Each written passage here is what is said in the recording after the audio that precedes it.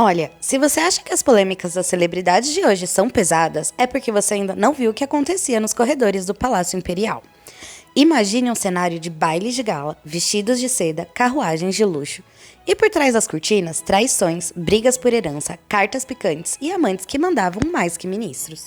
A história oficial dos livros parece um quadro estático, mas a verdade é que a família imperial brasileira era gente como a gente, ou melhor, gente com muito poder e pouca discrição.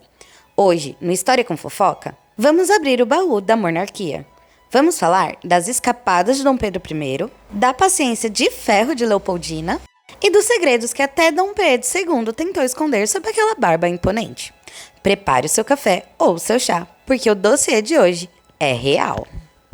Mas antes de eu te contar quem era a amante que quase causou uma guerra civil no palácio, eu preciso saber, você já faz parte da nossa corte? Se você gosta de entender o passado, sem aquela linguagem difícil dos livros, o História com Fofoca é o seu lugar. Então faça o seguinte agora, inscreva-se no canal para não perder nenhum exposed histórico. Ative o sininho, porque a história não espera e as notificações te avisam assim que o babado sair. E já deixa o like, porque isso ajuda o YouTube a entender que você ama uma boa fofoca com embasamento histórico. Já se inscreveu? Então vamos para o que interessa, porque o clima no Rio de Janeiro do século XIX estava fervendo. Bom, não tem como falar de escândalo sem começar pelo rei do rolê, Dom Pedro I. O primeiro imperador do Brasil tinha um carisma absurdo. Mas a fidelidade passava longe e ele nem fazia questão de esconder. O maior escândalo de todos atende pelo nome de Domitília de Castro, a famosa Marquesa de Santos. Gente, não era apenas um caso. Dom Pedro I instalou a amante no solar da Marquesa, uma casa a poucos metros do Palácio de São Cristóvão, onde ele vivia com a esposa, a imperatriz Leopoldina. Ele deu títulos de nobreza para a família inteira da Domitila.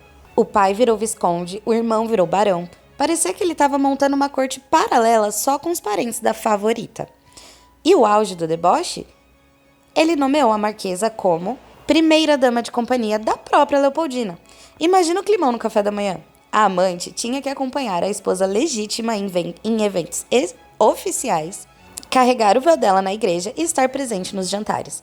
Era uma humilhação pública diária.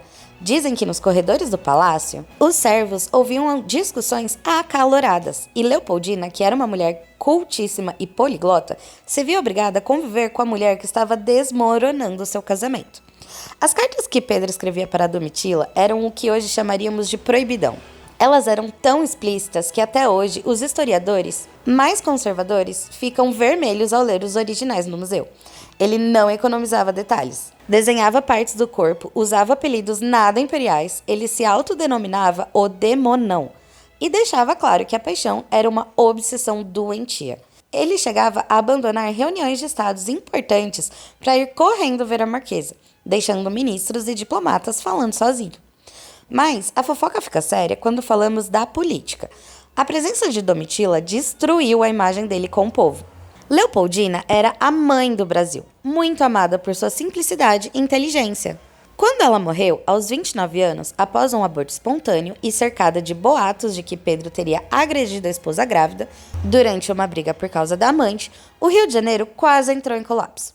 O povo chorou nas ruas e o culpado tinha nome e sobrenome, o imperador e sua favorita. A situação ficou tão feia que Domitila teve que fugir do Rio de Janeiro sob escolta, porque a multidão queria apedrejar a carruagem dela, e o castigo do Pedro veio a cavalo. Para conseguir uma segunda esposa e garantir a sucessão, ele levou um belo não de quase todas as casas reais da Europa. Nenhuma princesa queria vir para o Brasil casar com um homem que maltratou a austríaca. Ele teve que expulsar a Marquesa da corte de forma definitiva e queimar fotos e cartas para tentar limpar sua barra antes de Amélia de Lutemburgo aceitar o pedido. Foi um verdadeiro cancelamento em pleno século XIX. Agora, você deve estar pensando, mas Dom Pedro II era um santo, um intelectual, um senhor calmo, quase um vovô da nação. Pois é, as aparências enganam, e enganam muito. Embora ele fosse infinitamente mais discreto que o pai, Pedro II também tinha seus segredos, de alcova e uma vida sentimental que daria uma novela das 9. O grande amor da vida dele, aquele arrebatador, nunca foi a imperatriz Teresa Cristina. O coração do imperador pertencia, na verdade, a Luísa Margarida de Barros, Portugal, a famosa Condessa de Barral. Ela não era uma amante de ocasião. Ela era a preceptora das filhas dele, uma mulher inteligentíssima, elegante, baiana de nascimento, mas com alma parisiense. E o mais importante, ela não baixava a cabeça pra ninguém, nem mesmo pro imperador. O relacionamento deles durou nada menos que 34 anos.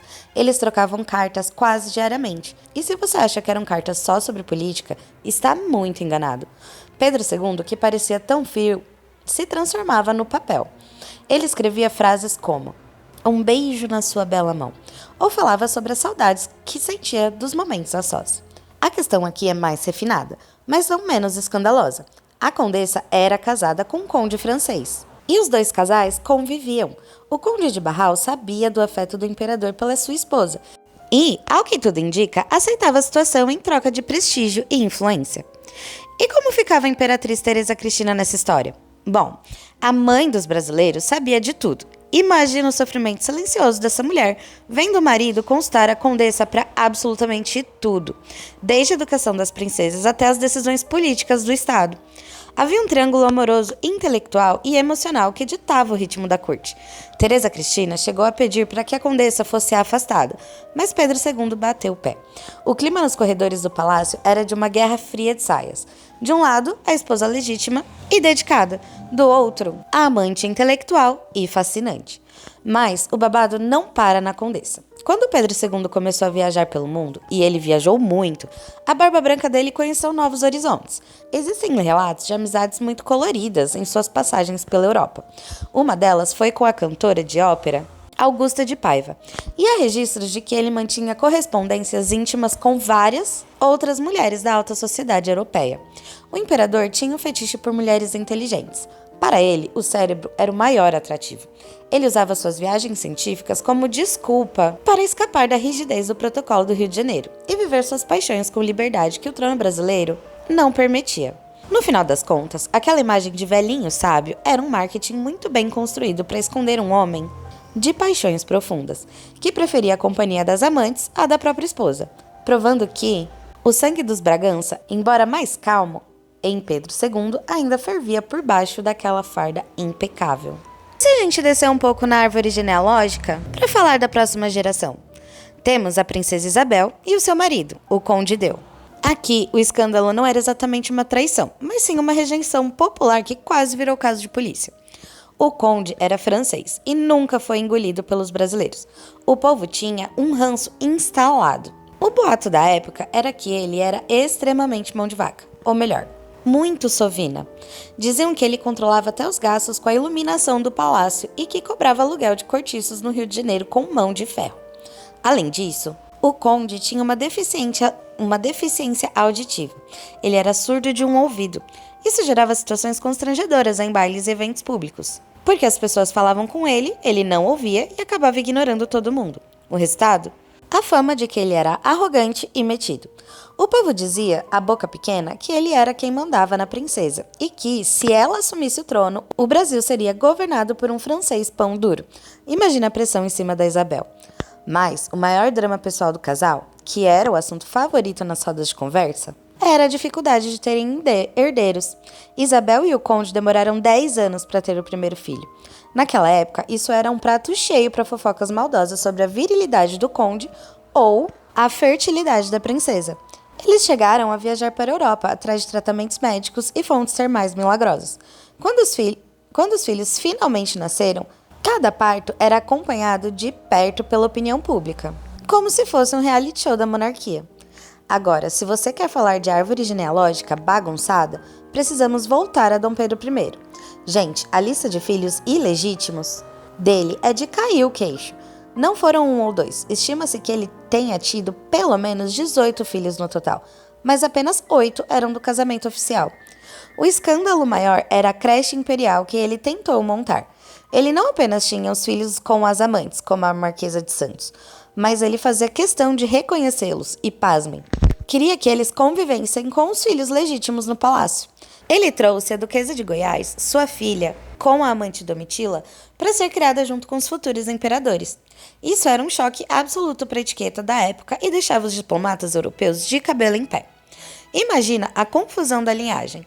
Ele dava títulos de nobreza para esses filhos, por fora, o que gerava uma briga por herança e por espaço na corte que durou anos. Ele tentava criar uma grande família feliz, mas na verdade, ele criava um campo de batalhas entre a Imperatriz Leopoldina e as amantes. Era tanta criança circulando pelo palácio que às vezes nem os servos sabiam quem era quem na linha de sucessão. Esse comportamento impulsivo de Pedro I não era visto apenas como falta de moral, mas como uma ameaça à estabilidade do trono, porque ninguém sabia quem ele inventaria de nomear para um cargo importante no dia seguinte. No fim das contas, a família imperial brasileira tentava manter uma fachada de família tradicional, mas os diários e cartas provam que o poder traz dramas proporcionais ao tamanho da coroa. Esses escândalos não eram apenas fofocas, eles mudavam ministérios, influenciavam leis e, no caso de Dom Pedro I, ajudaram até a acelerar o fim de seu primeiro reinado. A história é feita de grandes heróis, mas é muito mais interessante quando a gente olha para o lado humano e bem perfeito dessas figuras. Mas e você? Qual desses escândalos achou mais chocante? A audácia da Marquesa de Santos ou o romance secreto de Dom Pedro II? Comenta aqui embaixo, porque eu quero saber sua opinião. Não esquece de conferir os outros vídeos do canal História com Fofoca que estão aparecendo aqui na tela. Não se esquece também de inscrever se não for inscrito, deixar aquele like, deixar o hype se estiver aparecendo para você e de ativar o sininho de notificação. A gente se vê no próximo capítulo dessa história cheia de segredos. Tchau, tchau!